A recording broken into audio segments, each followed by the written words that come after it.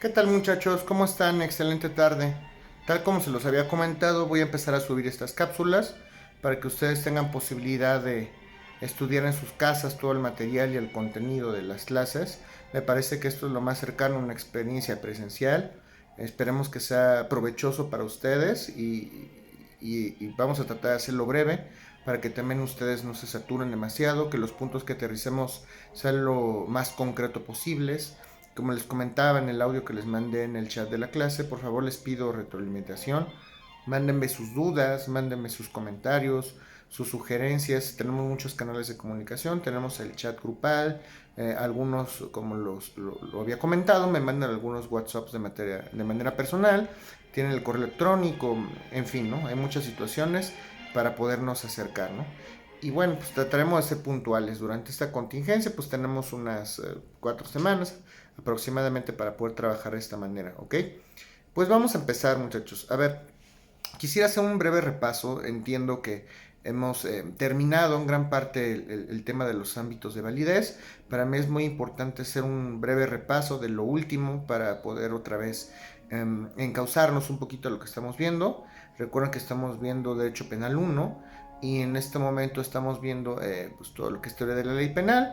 Terminando este repaso, entraremos a teoría del delito, que es un tema por demás importantísimo para la carrera que estamos viendo, o que están estudiando ustedes en este momento, ¿ok? Entonces, vamos a arrancar un poco, vamos a ser puntuales y vamos a hacer algún repaso desde el tema que platicábamos, que era el ámbito de validez espacial o territorial de la norma jurídica. Recuerden ustedes que el ámbito espacial o territorial de la norma jurídica se refiere a el lugar donde nosotros vamos a poder aplicar de manera puntual la norma penal, específicamente en materia penal. Entonces lo haremos de esta manera, ámbito territorial y ámbito espacial. Recuerden ustedes que por lo que se refiere al territorio, nosotros ya hemos puntualizado qué se entiende por territorio mexicano. Hay territorios federales, hay territorios locales. Si hablamos de los territorios federales, nos estamos refiriendo estrictamente pues, a las zonas federales, que son aquellas establecidas en la Constitución, ya lo vimos en clase, o podemos referirnos a buques, podemos referirnos a aeronaves mexicanas, a consulados, Isla Revillagigedo, Guadalupe, aeropuertos y todo este tipo de situaciones donde aplicaremos la ley en cuanto a su territorio, una ley penal federal, y dentro de los estados aplicaremos leyes penales que son locales. Recuerden que hay un código penal federal y hay un código penal para todos y cada uno de los estados de la República Mexicana, ¿ok? Así lo empezamos. Y hablando también del ámbito espacial de validez, que es el espacio el espacio, el territorio donde vamos a aplicar esa porción territorial, ese elemento del Estado que es llamado territorio, en qué espacio vamos a delimitar la aplicación de la norma penal. Recuerden ustedes que nos referimos de manera muy puntual al espacio mexicano, espacio aéreo, espacio marítimo, espacio territorial, que es esa demarcación, esta dimensión espacial. Y si hablamos entonces de una limitación territorial estatal, si hablamos de estados propiamente, vamos a tener que entrar al repaso del tema de la extradición. Recuerden ustedes que la extradición la estudiamos en Derecho Penal 1. Para que nosotros podamos entender básicamente las reglas de la extradición, necesitamos recordar el concepto de soberanía. Recuerden ustedes que la soberanía es la facultad que tienen los pueblos de autodeterminarse por sus propias leyes, por sus propias normas, y nosotros de ninguna manera podemos vulnerar la soberanía de otros estados, porque cada estado precisamente tiene su propia constitución, tiene sus propias leyes y tiene sus propias maneras, se rigen de acuerdo a sus leyes. No podemos imponer nosotros nuestras leyes en otro país, ni otro país puede imponernos sus leyes. De eso se trata ese límite jurídico político llamado soberanía, la facultad para autodeterminarnos. Nosotros la tenemos así, los demás países también, y naturalmente nosotros tenemos nuestras propias leyes, nuestras propias garantías de carácter procedimental. Hablando de procesos, hablando de derechos fundamentales, pues nuestra constitución prevé algunas, las constituciones y los sistemas jurídicos de otros estados preverán otro tipo de derechos fundamentales, otro tipo de procesos. Recuerden que hay tres sistemas: está el sistema islámico, está el sistema germano-románico y el es common law famoso. Nosotros somos germano-románico y nosotros todo nuestro derecho se basa en el derecho romano. incluso las fórmulas de carácter procedimental, ¿ok? Nosotros, obviamente, a las personas que cometen delitos en territorio nacional las procesamos conforme a nuestras leyes. Tenemos un proceso penal propiamente dicho, un sistema penal, acusatorio, adversarial, oral, y para que nosotros podamos juzgar a una persona en territorio nacional con esas leyes, esa persona tiene que estar en territorio nacional, naturalmente. Si está en territorio nacional, una persona será juzgada conforme a las leyes mexicanas, no conforme a las de otro país, ¿ok? Pero puede ser también que una persona haya sido juzgada en otro país y venga a cumplir una pena aquí a México. O puede ser también que una persona haya sido juzgada aquí y tenga que ser mandada a otro país para que cumpla su condena. De eso se trata la extradición, ¿ok? Se trata de una cuestión internacional, se trata de sancionar delitos que son perseguidos entre estados. Muchas personas cometen delitos en otros estados, en otros países y vienen a buscar refugio a México, o muchos mexicanos cometen delitos en otros países y vienen a buscar refugio, u otros extranjeros cometen delitos en sus países y vienen a refugiarse en México, ¿ok? Pensemos en un caso de pena de muerte, como es en Estados Unidos, en Texas. Ahí hay pena de muerte, un mexicano que es juzgado, no le conviene ser juzgado naturalmente allá en Texas porque lo van a condenar a muerte a lo mejor, o no le conviene ejecutar, que su pena sea ejecutada en un país de esa naturaleza porque pues, lo pueden llegar a condenar. Recuerden ustedes que por el simple hecho de estar en territorio nacional existen una serie de derechos fundamentales previstos en la Constitución, derechos humanos, previstos también en la Constitución o en los tratados internacionales, y por el simple hecho de pisar el territorio nacional ya se tienen derecho a este tipo de prerrogativas. Es muy importante, ¿ok? Entonces, nosotros no podemos mandar por propia Constitución, la propia Constitución protege a las personas que incluso son juzgadas penalmente aquí en México y no las podemos mandar para que en otro país sean castigadas con penas inusitadas en México. La Constitución tiene ese alcance, ese instrumento que nos da la Constitución para proteger a las personas que son juzgadas en territorio nacional. Y para ser protegidas, fíjense qué alcance tiene la Constitución. La Constitución está protegiendo a personas que pudieran ser incluso extranjeros eh, y que no pueden ser remitidos a otros países precisamente porque hay penas inusitadas. A lo mejor hay pena de muerte, a lo mejor hay azotes. En el caso de los homosexuales, pues en otros lugares los matan, en algunas cuestiones de Sudamérica, en algunos países sudamericanos. En el caso de las mujeres, hablemos de países de Medio Oriente, también pues no es nada conveniente. Y en el caso de algunas personas, en algunos países donde hay pena de muerte, pues definitivamente no es nada conveniente. Entonces, partamos de ese principio. La propia Constitución protege a las personas para que no sean juzgadas o castigadas en otro país diferente de México, siempre y cuando no sea un país donde este tipo de prerrogativas básicas que están previstas en nuestra Constitución no sean contempladas en las otras constituciones. ¿En qué casos? Esos son los casos específicos en los cuales no podemos extraditar a una persona. Si vamos a extraditar a una persona de México a otro país para que cumpla una pena inusitada no prevista en la Constitución, en ese sentido, pues no lo podemos extraditar simple y sencillamente, ¿ok? Y también si un país nos requiere o nos pide que extraditemos a una persona para que se juzgue en otro país, si sabemos que lo van a juzgar con leyes inusitadas y que las penas que le impondrán serán de una naturaleza eh, pues, contraria a los derechos fundamentales mexicanos, tampoco lo extraditaremos, ¿ok? Vamos a manejar dos conceptos básicos de extradición, ya los hemos platicado. Vamos a hablar otra vez de Luis Jiménez de Azúa. Estos conceptos de extradición naturalmente son pregunta de examen y pues vamos a manejar básicamente a dos autores, a Jiménez de Azúa, a Cuello Calón y adelante. Entonces, a ver, vamos a platicar qué es extradición para Jiménez de Azúa. Para Jiménez de Azúa, la extradición no es otra cosa que la entrega del acusado o del condenado para juzgarlo o ejecutar la pena mediante la petición del Estado donde el delito perpetróse, hecha por aquel país donde buscó refugio.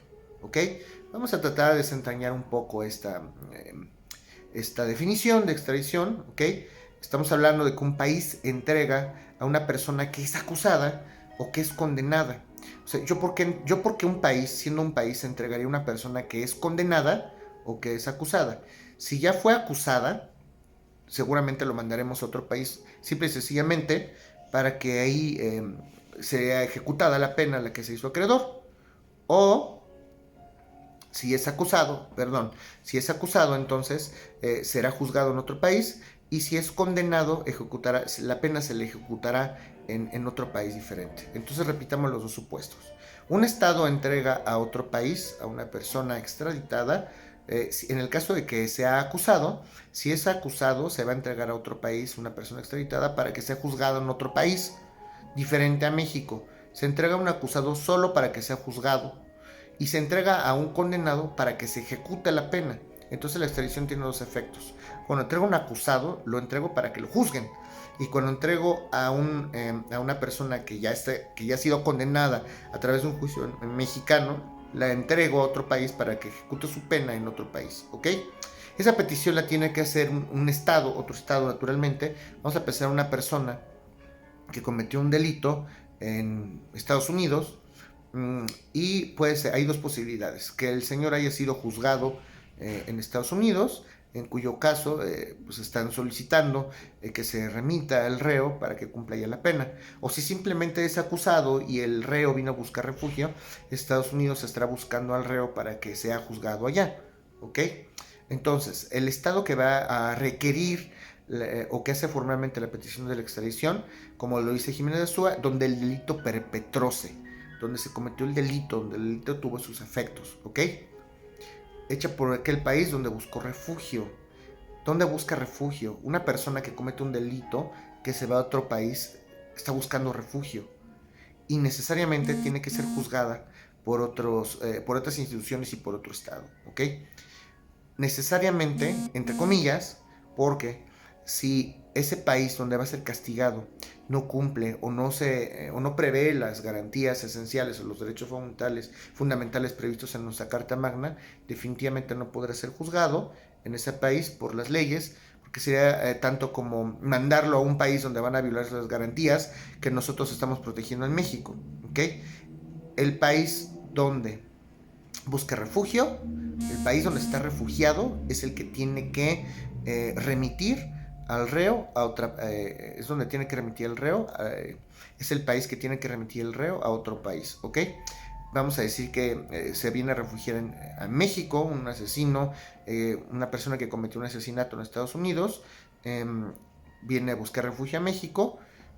Estados Unidos naturalmente pedirá que se traslade a Estados Unidos porque el delito se perpetró en Estados Unidos. Esa sería básicamente la figura. Hay varios tipos de extradiciones, eso lo veremos más adelante. Solamente tienen que entender que la extradición, en ese sentido, para Jiménez de Azúa, entonces es la entrega del acusado o del condenado para juzgarlo o para ejecutar la pena, hecho mediante la petición de un país donde el delito perpetróse. Aquí cometiste un delito y por lo tanto te voy a pedir al país, yo voy a pedir al país donde busqué refugio el reo para que sea remitido y aquí lo pueda juzgar. ¿Ok? Básicamente esa es la figura de la extradición, según Jiménez de Azúa. Vamos a manejar otro concepto, vamos a trabajar con otro autor que se llama Cuello Calón, ya lo conocen. Vamos a trabajar con este señor hace las cosas un poquito más ágiles. Cuello Calón dice que la extradición es el acto por virtud del cual el gobierno de un estado entrega a un individuo refugiado en su territorio al gobierno de otro país que lo reclama por razón del delito. Ajá. Lo reclama por la razón de la comisión de un delito, para que sea juzgado, y si ya fue condenado, para que se ejecute la pena o la medida de seguridad impuesta. ¿Ok? Otra vez, la extradición, según Cuello Calón, es el acto por virtud del cual un gobierno entrega a un individuo refugiado en su territorio al gobierno de otro país que lo reclama por razón de un delito o por razón de la comisión de un delito, para que se le apliquen las penas o las medidas de seguridad impuestas. Entonces, es un acto. Cuello Calón maneja la extradición como un acto propiamente, obviamente un acto jurídico entre estados. Este acto jurídico entre estados, concretamente lo que se trata es que un estado va a pedir a otra persona. ¿Por qué razón pediría un estado a otra persona, a un reo? Pues lo pide por razón de la comisión de un delito. Si una persona comete un delito en un país y esa persona se escapa a otro país, pues la razón por la cual me está buscando otro estado es porque cometí un delito y me fui, me escapé y busqué refugio en otro territorio. Entonces, un estado busca a otro estado buscando a un delincuente porque cometió un delito para castigarlo o para ejecutar las medidas de seguridad impuestas, ¿ok? Es un acto por virtud del cual entonces un gobierno ¿eh? Requiere o busca, le pide al gobierno de otro estado un individuo que buscó refugio en su territorio. Así tiene que ser. Y volvemos también a lo que comenta Jiménez de Sua. ¿Cuál es el objetivo de la extradición? Esto es pregunta de examen. El objetivo de la extradición es para que un acusado sea juzgado o para que una persona que fue juzgada, para que una persona que fue juzgada ejecuta la pena en el país donde lo están requiriendo o la pena o la medida de seguridad impuesta. ¿Ok? Más o menos este sería el tema. Les pido por favor que revisen el artículo 2 del Código Penal Federal. Hay por ahí también unos temas referentes a los tipos de extradición. Están las extradiciones activas, pasivas, voluntarias, espontáneas y de tránsito. ¿Ok? Esos son los tipos de extradición. Esto ya lo comentamos en su momento en clase. Les pido por favor que hagan extensivo este tema. Si tienen alguna duda sobre extradiciones, me parece que hemos visto este tema en clase, por favor hágame llegar los comentarios que hemos platicado y adelante, ¿ok? Hablaremos entonces del ámbito temporal de la norma jurídica. ¿En qué tiempo es viable aplicar o no una norma jurídica? No sin antes referir, finalmente, que en temas de extradición necesito que también lean el artículo 13 de la Constitución, el artículo 13 referente a los fueros. Recuerden ustedes que una persona que tiene un investimiento político, los fueros están prohibidos en la Constitución, los títulos nobiliarios, ningún particular podemos tener algún tipo de fuero. Por favor revisen ese tema y bueno, eso es el sentido de la extradición, ¿ok? Ahora, en el ámbito de validez temporal de la norma jurídica, vamos a tener que hablar del artículo 14 constitucional. Les pido por favor que revisen ese artículo. Hay un tema, recuerden que hay un tema que es la retroactividad de la ley penal. Dice el 14 constitucional que las penas no se pueden aplicar en perjuicio de persona alguna. Ninguna pena, ninguna ley se puede aplicar en perjuicio de persona alguna. Eso es importantísimo. Pero hay una excepción a la regla en materia penal. Vamos a aplicar el principio de la ley más favorable. Si una persona es condenada y es ejecutada con una ley que impone, vamos a pensar que hace 5 años una persona fue juzgada de homicidio y le dieron 5 años de cárcel. En ese sentido, si sacan una nueva ley por el mismo delito que impone más años de cárcel, el delito que cometiste ahorita estás castigado con 5 años de cárcel, sale una nueva ley donde ahora no son 5, son 7 años. Naturalmente esa ley no se puede aplicar en perjuicio del reo, pero si saliera una nueva ley que indicara que pues, en el momento que yo cometí el delito me castigaban con 5 años de cárcel y ahora la nueva ley prevé que son 3 y no 5, esa ley sí se puede aplicar. En materia penal se aplica la ley más favorable. Si hay alguna cuestión que favorezca al reo, se va a aplicar. Por esto nos referimos al ámbito temporal de validez de la norma. Es muy importante. Ninguna ley se puede aplicar de manera retroactiva en perjuicio de persona alguna. Yo no puedo aplicar leyes anteriores, leyes que ya no son vigentes, si van a perjudicar a una persona. Pero en materia penal sí puedo aplicar una ley nueva, o una anterior incluso, que prevea una pena menor o algún beneficio para el reo. Si yo tengo esa posibilidad, sí lo puedo hacer. Esto es muy importante, se los comento, ¿ok? Lean también por favor el artículo 15 constitucional. Esto es importante, ahorita que estamos haciendo la transición entre ámbito material de validez y ámbito temporal de validez. Estas cuestiones de extradición, tiempo, espacio son importantes. Hay que referir los artículos transitorios. Los artículos transitorios son aquellos que nos van a establecer cuándo entra en vigor una ley. Recuerden ustedes el proceso legislativo: iniciativa, discusión, aprobación, sanción, promulgación, publicación e iniciación de la vigencia. ¿Cuáles son los artículos que me van a determinar cuándo entra en vigor una ley? Una vez que se publica, hay unos artículos que se llaman artículos transitorios. Una vez publicada la ley, el artículo transitorio va a decir específicamente cuándo entra en vigor la ley. ¿Ok? Materia de extradición, acuérdense que también los reos políticos no pudieran No podemos nosotros trasladar a otros estados, no podemos extraditar reos políticos, la Constitución lo prohíbe, están los fundamentos que les he dado, por favor les pido que los lean, también son preguntas de examen. No se puede hacer extradición de reos políticos, también por protección.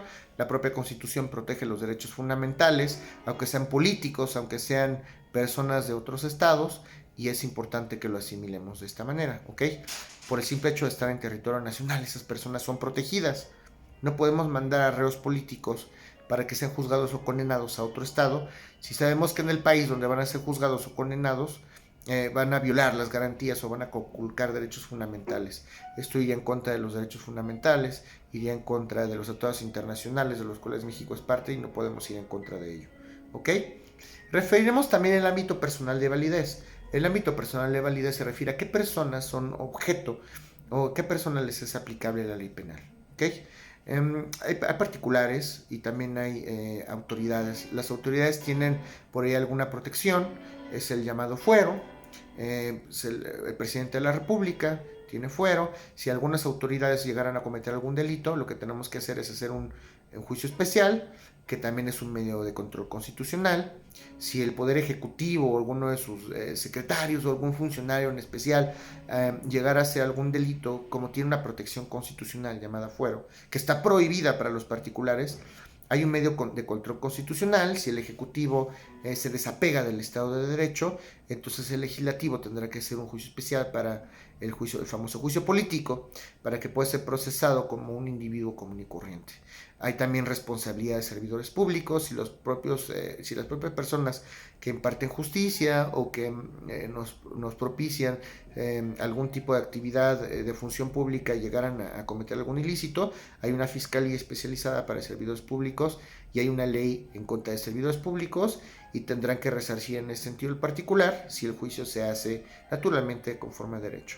Este es un breve repaso de lo que vimos. El día de mañana voy a tratar de ser más puntual, voy a hacer el repaso de otros conceptos más puntuales desde el punto de vista de los ámbitos de validez de la norma jurídica en materia penal. Voy a terminar de hacer este breve repaso y me parece que a finales de esta semana estaremos entrando a estudiar teoría del delito, que ese es un tema que sí vamos a tener que necesitar toda su atención. Esperamos que funcione esta dinámica. Les pido por favor que me manden sus comentarios, sean breves, sean concisos, me mandan su retroalimentación. Las dudas me las pueden preguntar por el Classroom, me las pueden preguntar a través del WhatsApp, de manera personalizada. Ustedes escójanlo en el transcurso del día, vean este video y por favor les pido que sean puntuales. Agradezco mucho tu atención y que tengan una excelente noche.